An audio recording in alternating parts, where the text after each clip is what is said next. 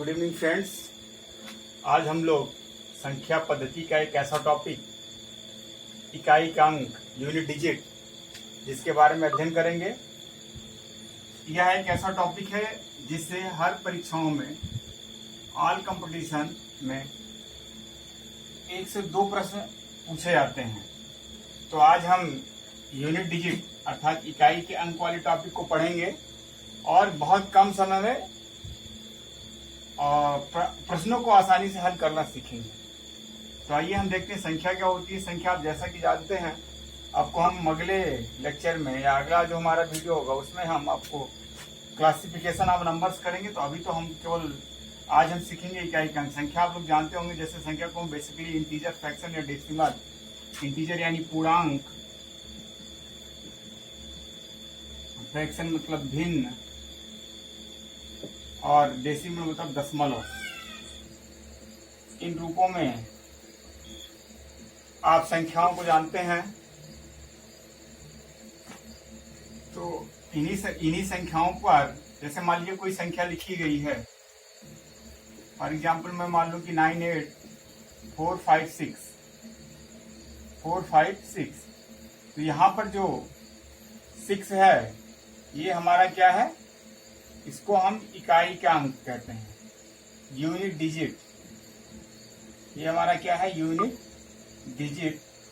Basically अगर इसको हम लिखना चाहें तो 10 पावर 0 इसको लिख सकते हैं, इसको हम 10 पावर 1, इसको हम 10 पावर 2, इसको हम 10 पावर 3 और इसको हम 10 पावर 4 लिख सकते हैं। ठीक है, जैसा कि आप लोग जानते होंगे प्लेस वैल्यू और फेस वैल्यू के बारे में तो आप लोग जानते हैं, उसके बाद में हम बाद में चर्चा करेंगे। जैसे यहाँ पे 6 का जो स्थानीय मान है वो 6 है, 5 का हो जाएगा, तो 5 में हम 10 का मल्टीप्लाई कर देंगे तो 50 हो जाएगा, 4 का मल्टीप्लाई हम 100 से कर देंगे तो 400 हो जाएगा, 8 में हम 1000 से मल्टीप्लाई कर देंगे तो 8000 हो जाएगा। ऐसे ही 9 में हम 10,000 का मल्टीप्लाई कर देंगे। तो ये तो प्लेस वैल्यू है, ऐसे आधार पे हम देखते हैं। तो ये हमारा 6 क्या है, यहाँ पे इकाई का अंक है, यानी इकाई का अंक यहाँ पे क्या है, 6। ऐसे मान लीजिए कोई संख्या लिखी है 96743, तो यहाँ पे इकाई का अंक क्या है, इकाई का अंक है 3। कितना है, इकाई का अंक क्या है हमारा, यहाँ पर 3 जो है हमारा वो इकाई का अंक है। तो इस पर हम प्रश्नों को सरल करना सीखेंगे। तो बेसिकली हम 3-4 तरीके से प्रश्नों को हल करेंगे और बहुत आसानी तरीके से इस टॉपिक को समझेंगे। आइए सीखते हैं संख्याएं हम कैसे निकालते हैं, इकाई का अंक कैसे निकाला जाता है। पहला जो हमारा है, based on addition and subtraction.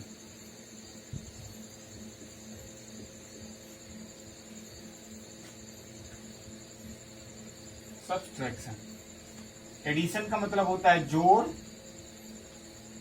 तथा घटाव, और इसका मतलब होगा सब्सट्रैक्शन मतलब घटाव। अगर मान लीजिए कि बहुत लंबी श्रृंखला में जोड़ और घटाव दे दिया जाए तो कंपटीशन में पूछ सकता है कि इकाई का अंक क्या होगा। जैसे मान लीजिए हमारे पास क्या है,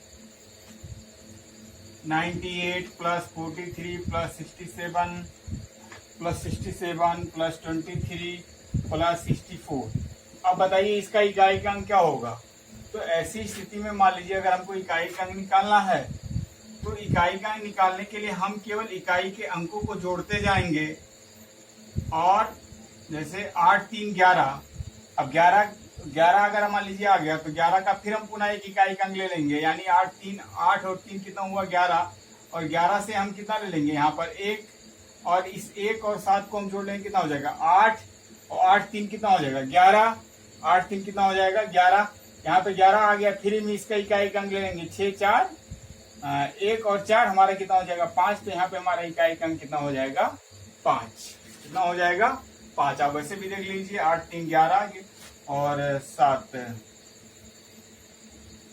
11 7 18, 18 और 3 18 3 21, 21 और 4 25, 25 की क्या हो जाएगा 5। यानी यहाँ पर हमारा जो इकाई का अंक आएगा वो कितना आएगा 5।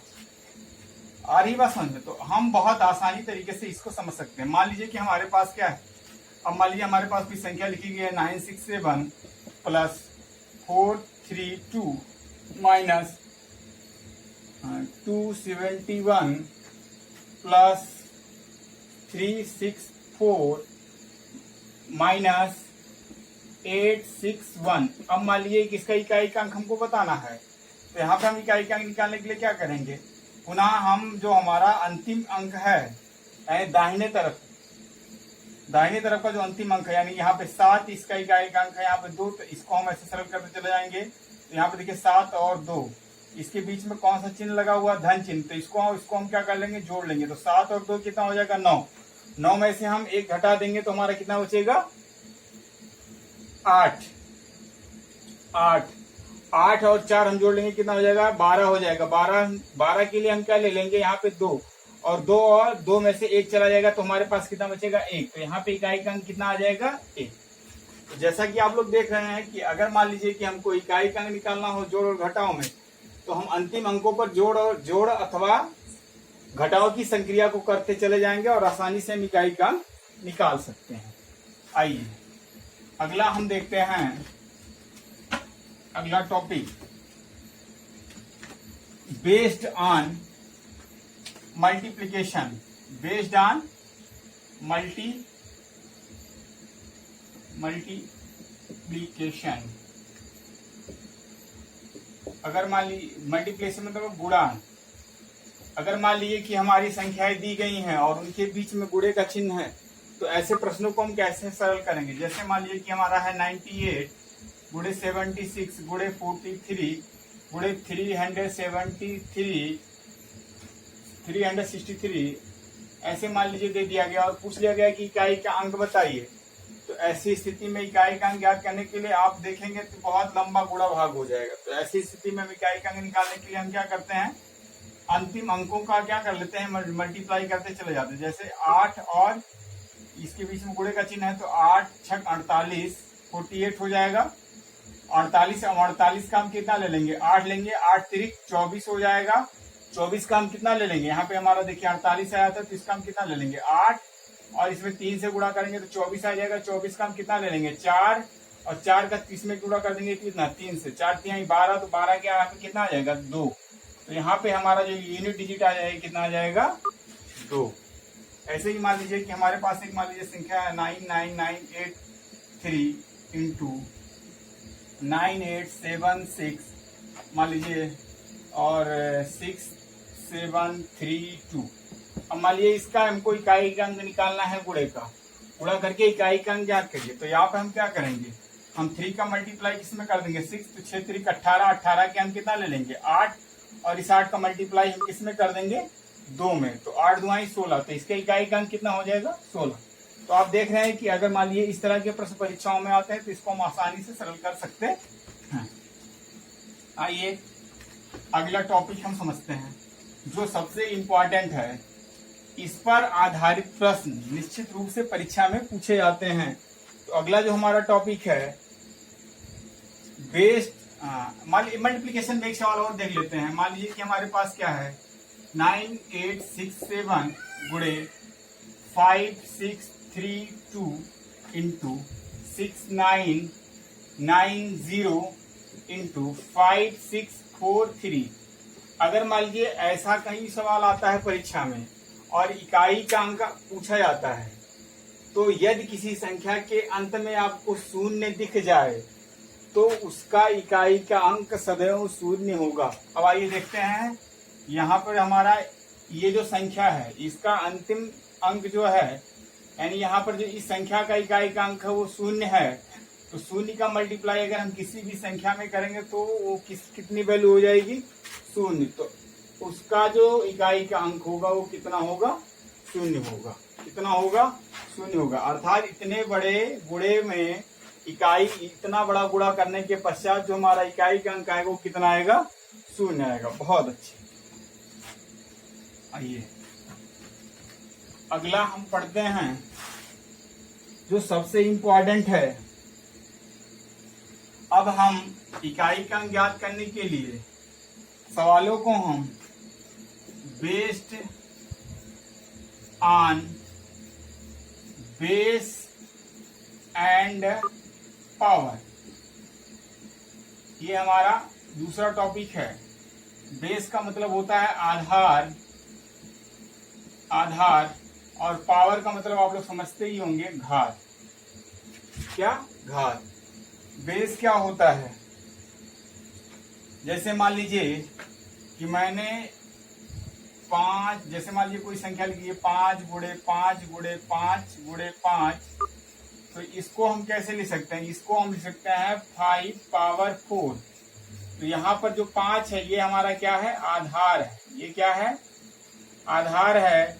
और 4 हमारा क्या है? ये हमारा घात है, पावर है। क्या है? पावर है। जैसे मान लीजिए कि हमने क्या लिख दिया, x गुणे x गुणे x गुणे गुणे दस गुणे या n टाइम्स हमने लिख दिया। कितना लिख दिया? n times.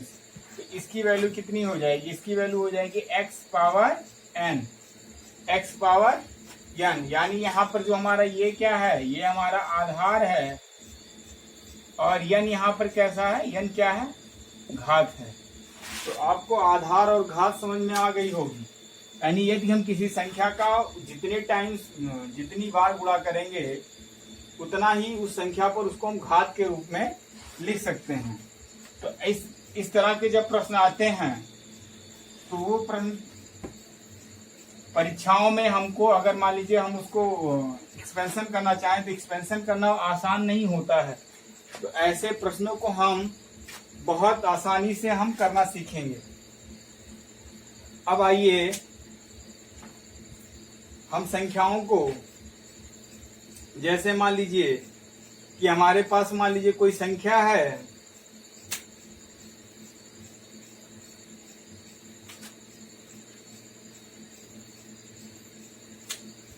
आप लोगों को आवाज जा रही है हमारी? अगर आप लोगों ने इस चैनल को सब्सक्राइब ना किया हो तो सब्सक्राइब कर लीजिए, और कम से कम हमारा मोटिवेशन बढ़ाने के लिए इस वीडियो को लाइक कर दीजिए। बहुत बहुत धन्यवाद। तो आइए हम लोग सीखते हैं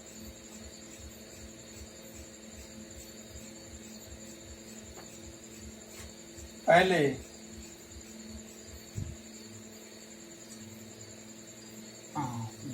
बेस और पावर पे आधारित प्रश्नों को हल करेंगे। इसमें हम देखेंगे जिसकी साइक्लिसिटी 1 होती है,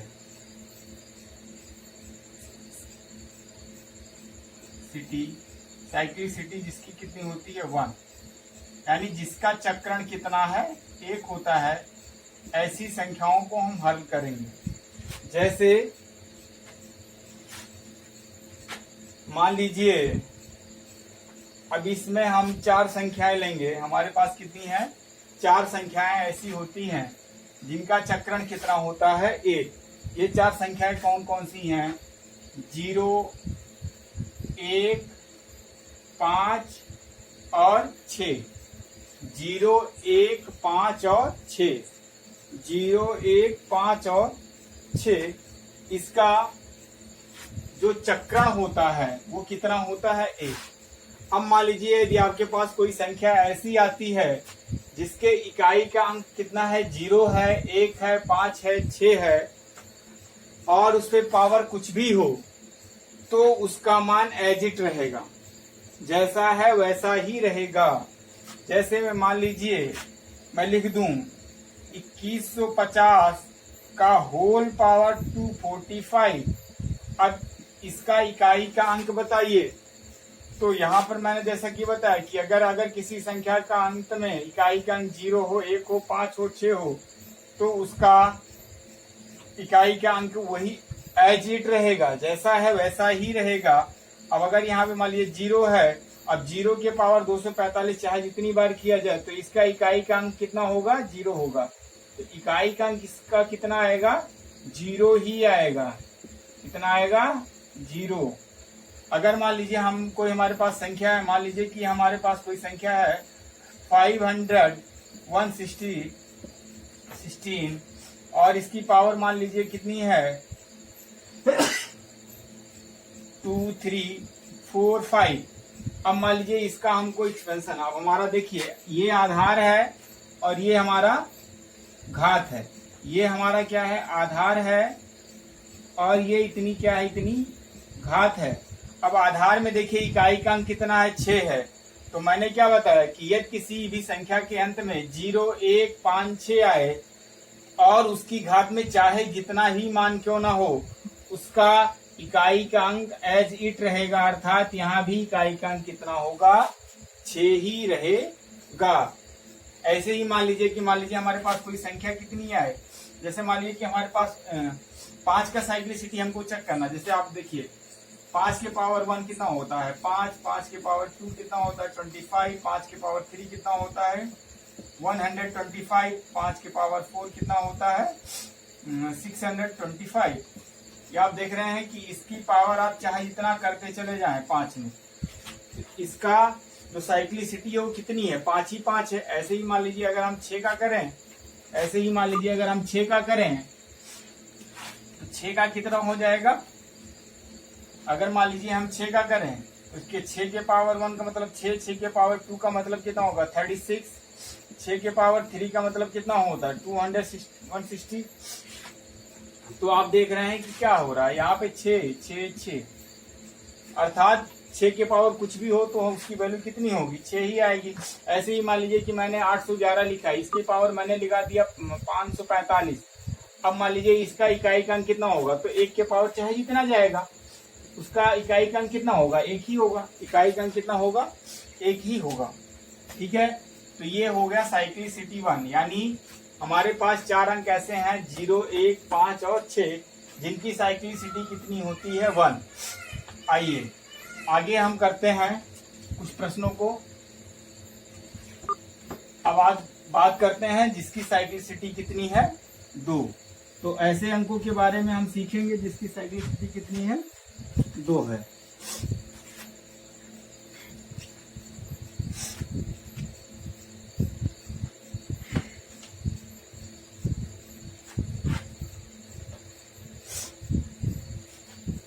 यहां तक कोई समस्या तो नहीं आप लोगों को, समझ में आ रहा है सबको?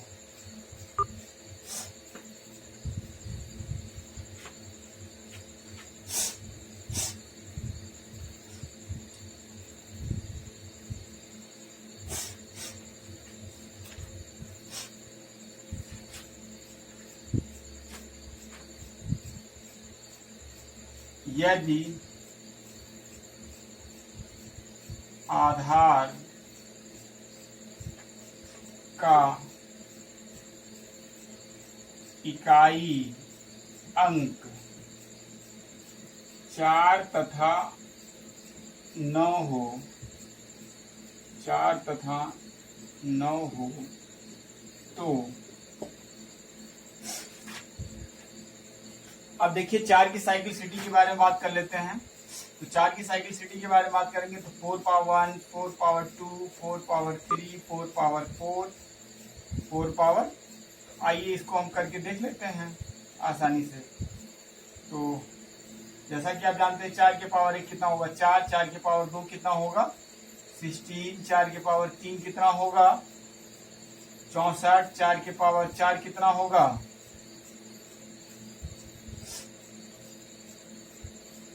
4 के पावर 4,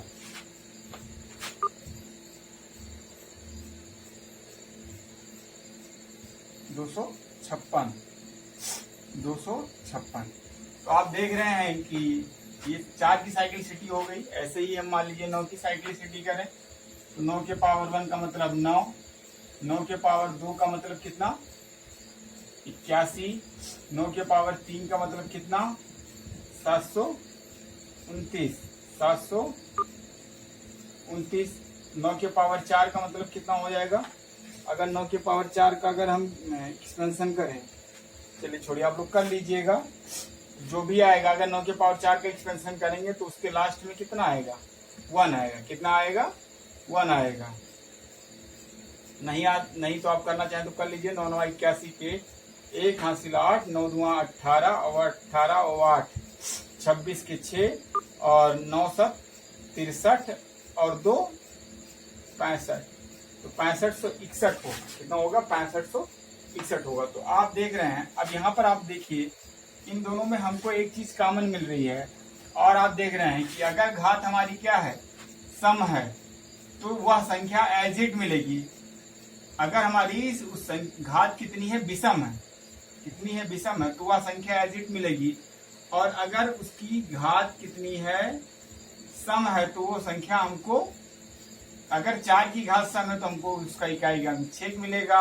अगर 4 का घात विषम है तो हमको 4 मिलेगा। ऐसे ही अगर 9 की घात विषम संख्या है तो हमें वो 9 ही प्राप्त होगा। और अगर 9 की घात सम है तो हमको कितना मिलेगा? 1 मिलेगा। आइए इसका हम चार्ट बना लेते हैं। इकाई के अंक का आधार, इकाई के अंक का आधार, और यहां पे लिख लेते हैं घात। लिख लेते हैं घात।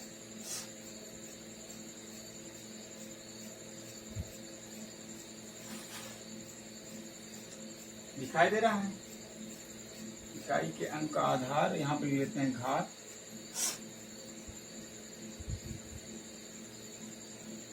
घात में हम लिख लेते हैं यहाँ पे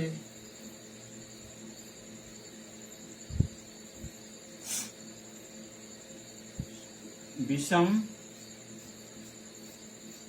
और यहाँ पे लिख लेते हैं सम। और यहाँ पे हमारा अगर मान लीजिए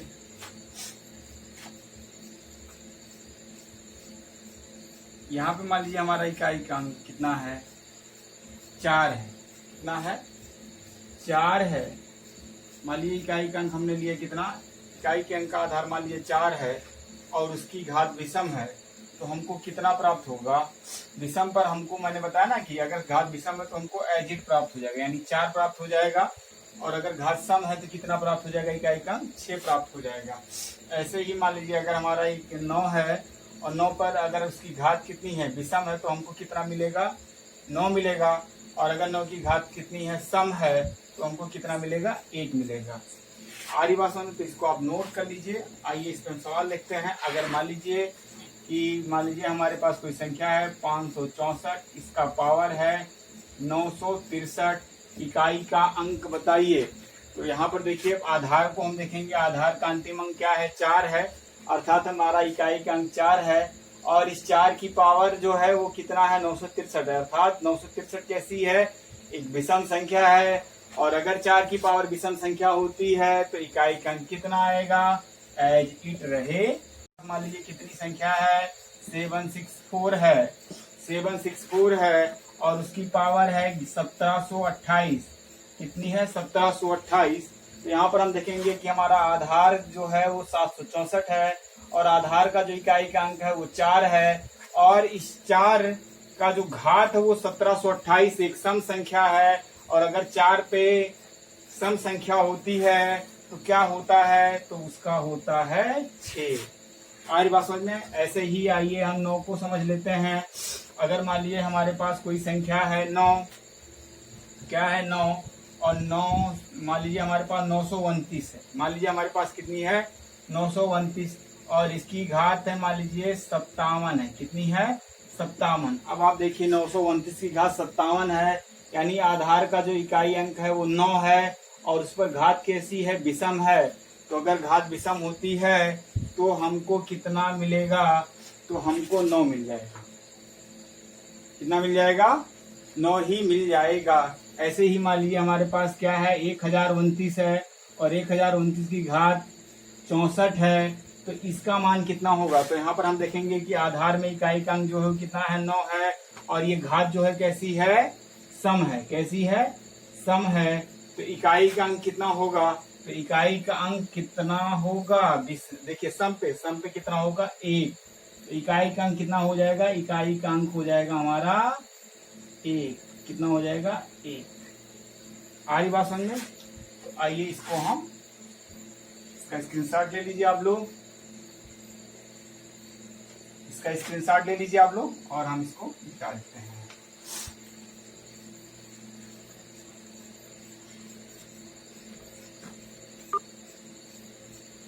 अगर आप लोगों ने चैनल को सब्सक्राइब नहीं किया है तो चैनल को सब्सक्राइब कर दीजिए और वीडियो को लाइक कर दीजिए। आइए अब हम देखते हैं।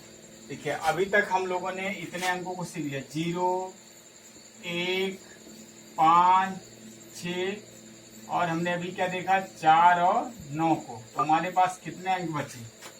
इसके अलावा जो अंक बचते हैं हमारे पास, यानी हमारा बच गया क्या, हमारा बच गया 2, 3 और बच गया, और हमारे कितने अंक बचे आपके? आपका बच गया 2,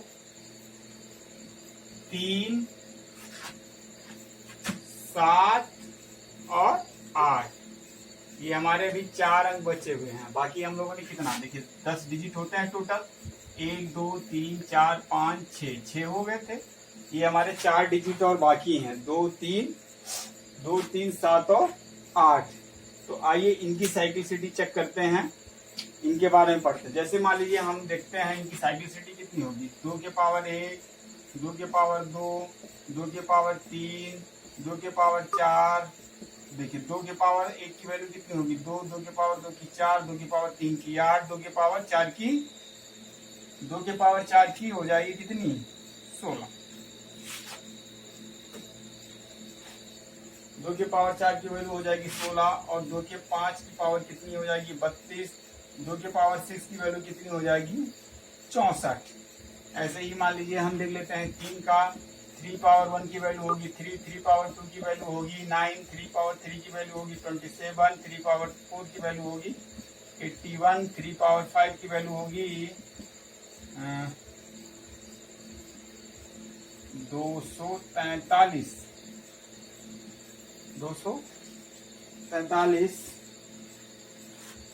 और 3 पावर 6 की वैल्यू होगी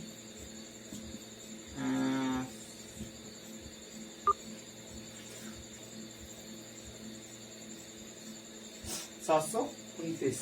यही होगा ना। तो आप देखिए यहाँ पर क्या है, अगर 2 की पावर 2, 2 की पावर 2 का 4, 2 की पावर 3 का 8, 2 की पावर 4 का 6, फिर 2 की पावर 5 का मतलब 32।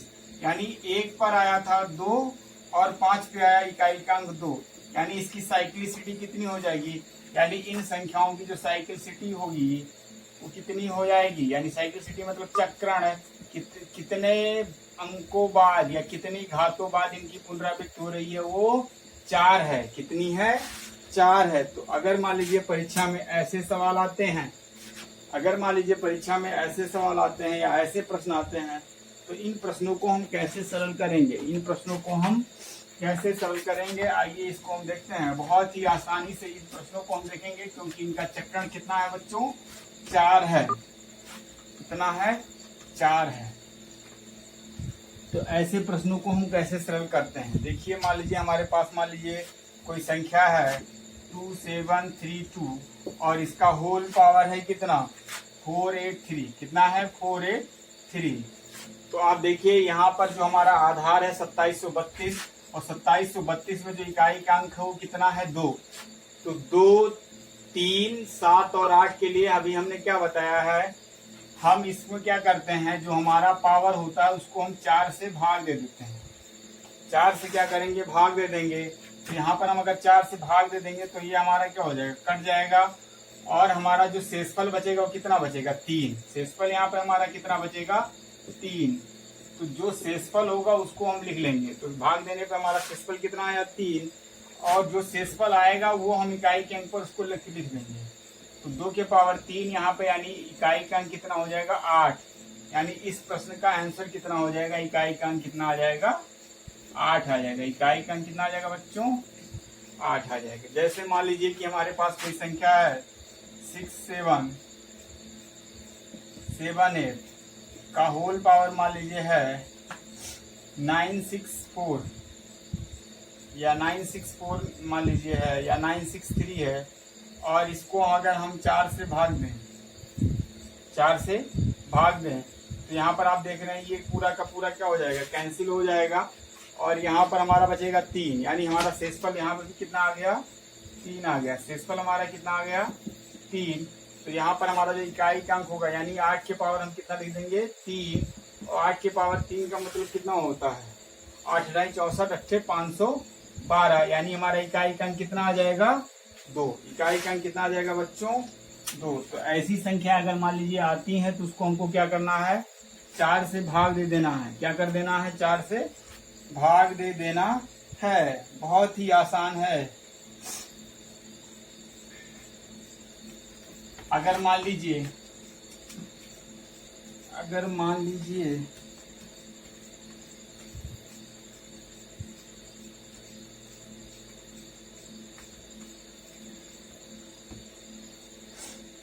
तो आज बस इतना ही हम लोग डिस्कस करेंगे। इसके आगे का टॉपिक हम लोग कल सरल करेंगे। तो अगर आप लोगों ने वीडियो को लाइक नहीं किया है तो लाइक कर दीजिए और चैनल को सब्सक्राइब कर लीजिए। पूरा वीडियो देखने के लिए आप सभी दर्शकों का बहुत बहुत धन्यवाद।